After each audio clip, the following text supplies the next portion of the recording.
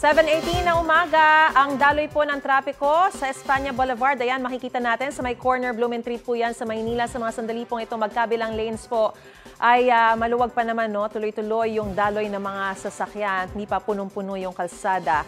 At yan nga po, makikita natin na parang hindi naman nasusunod yung mga motorcycle lane dyan kasi kung saan-saan din po. Pero ang kagandahan, tuloy-tuloy pa naman sa mga sandaling ito ang sitwasyon, no? Ang daloy ng mga sasakyan. Sa may Monumento Caloocan naman po tayo, kita natin, no? Basa yung kalsada dahil sa mga pag-uulan pa rin po.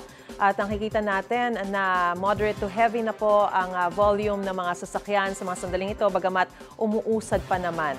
Ingat po tayo, mga kapuso. Gusto mo bang mauna sa mga balita? Mag-subscribe na sa GMA Integrated News sa YouTube at tumutok sa Unang Balita.